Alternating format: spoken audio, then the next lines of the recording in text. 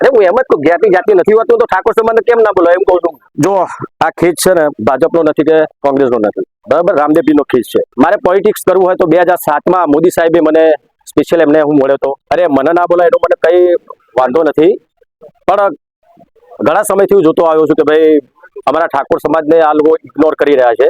એ સરકારની જાણ બહાર હોય શકે, એવું પણ બની શકે, જે વચ્ચે મીડિયેટર હોય એ લોકો બી આવું કરી શકતા હોય. ને ઘણા સમયથી હું જોયું સરકારી બધા કાર્યક્રમો હોય એમાં ઠાકોર સમાજનો એક દીકરો કે દીકરી હોતા નથી. અને આ વખતે પણ મેં જોયું ત્યારે જ્યારે વિધાનસભામાં દરેક કલાકારોનું સ્વાગત કર્યું, બહુ સારી વાત કહેવાય, બધા મોટા મોટા કલાકારો છે. ત્યારે મારા બધા ઘણા બધા વડીલોના, મારા ઠાકોર સમાજના બધા ઘણા બધા ચાહકોના ફોન આવ્યા કે વિક્રમભાઈ તમે નથી ગયા? તો મેં કીધું ભાઈ મને આમંત્રણ નથી, કે આપણા સમાજના કોઈ કલાકારનું આમંત્રણ નથી. અને પહેલા બી ઘણું બધું થઈ ચૂક્યું છે, તમે કેમ કશું બોલતા નથી? તો મને લાગ્યું ચલો ભાઈ મારા પૂરતી વાત હોય તો હું જવા દઉં છું, પણ આ તો મારા સમાજના કલાકારોની વાત આવી એટલે મારે કહેવું પડ્યું લાવી થઈને. એક વસ્તુ કહું, તમે બહુ નાનું કલાકાર છે અમારા જીગર ઠાકોર, તમે નામ સાંભળ્યું છે. એના ગીતો મિલિયન ઉપર જાય છે, હિન્દી ગીતો પણ ઘણા બધા છે, અને એના ભજન પણ મિલિયન ઉપર છે, બરાબર. એની સાથે એમના અમારા સમાજની દીકરી, નાની દીકરી તન્વી ઠાકોર, એ પણ સરસ મજાની સંતવાણી ભજન કરે છે. તો કેમ આ તમારા જે કાર્યક્રમો હોય છે એમાં મીડિયેટરો આવા કલાકારોને પણ કેમ નથી બોલાવતા? મીડિયેટરથી નારાજગી એટલા માટે સરકારને ખાલી હું વિનંતી કરું છું કે એવા મીડિયેટર ના રાખો કે તમને આગળ જતા તમને નુકસાન થાય. બસ એક વસ્તુ, ઇન્વિટેશનની મને ખબર, મીડિયા થ્રુ મને ખબર પડી કે શંકરભાઈએ ઇન્વિટેશન આપી દીધું એટલી મને ખબર છે. બીજા કોઈ કાંઈ બી મીડિયેટર હતા એ બધા તમને ખબર, તમે કોણ? અરે શંકરભાઈ ક્યાંથી લડે છે, જ્ઞાનીબેન ને તો ખબર છે, અત્યારે સાંસદ છે, બરાબર. તો એમનું મેં કીધું ને એમાં રાજકારણમાં આવતું જ નથી, મેં રાજકારણ માટે કશું કર્યું જ નથી આ વસ્તુ. જો આ ખેસ છે ને ભાજપનો નથી કે કોંગ્રેસનો નથી, બરાબર, રામદેવજીનો ખેસ છે. ને બીજી એક વસ્તુ, મારે પોલિટિક્સ કરવું હોય તો 2007માં મોદી સાહેબે મને સ્પેશિયલ એમને હું મળ્યો હતો, એમના આશીર્વાદ લીધા હતા. અને એ વખતે પણ સાહેબે મને કીધું કે દીકરા તારે શું છે, તારે જોડાવું છે? તો એ વખતે મેં કીધું હતું સાહેબ હું અત્યારે ફિલ્મ લાઇનમાં મારું કામ સારું ચાલુ રહ્યું છે, જ્યારે પણ મને લાગશે કે હું રાજકારણમાં જોડાઈશ ત્યારે જોડાઈશ.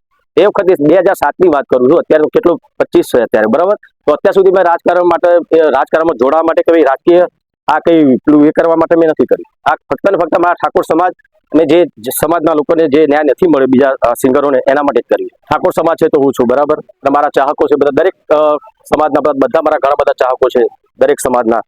તો બસ હું તો એટલું જ કહીશ કે ભાઈ મારા ઠાકોર સમાજ જે મને આગળ કહેશે એ પ્રમાણે હું કરીશ. અલ્પેશભાઈ, સમાજના માટે તમારે આટલું તો બોલવું જોઈએ તમારે, બરાબર, કે ભાઈ અમારા જેવા કલાકારોને ન્યાય મને નથી મળતો, મારા બીજા કલાકારો તો ક્યાંથી મળવાનો?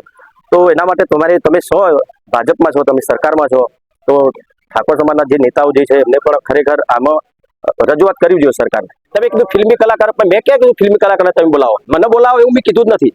હું ફિલ્મી કલાકાર છું, સાથે સાથે ગાયક કલાકાર છું, ભજન પણ ગાઉં છું, સંતવાણી પણ કરું છું, માતાજીના ગરબા પણ ગાઉં છું, બરાબર. ખાલી ફિલ્મી કલાકાર નથી. કલાકારો તો દરેક સમાજના કલાકારો મારા સમર્થનમાં છે, તમને બધાને ખબર પડશે. અરે હું એમ જ કહું, જ્ઞાતિ જાતિ નથી હોતું તો ઠાકોર સમાજને કેમ ના બોલો, એમ કહું છું. ઠાકોર સમાજ આટલો બધો બહોળો સમાજ છે, બરાબર. તમને જીતાડે છે ઠાકોર સમાજ, તો ઠાકોર સમાજ તો તમે આ એકદમ ઇગ્નોર કરો છો, ના ચાલે ને. પછી આગળ જતા પછી પ્રોબ્લેમ થાય, બીજું કશું નહીં. આ તો મારી એક નાનો કલાકાર તરીકે થોડી કહું છું તને કે એવું થઈ શકે એમ. ચીમકી નથી, પણ જો હું તો વિનંતી કરું છું કે ઠાકોર સમાજને તમારે ન્યાય આપવો જોઈએ.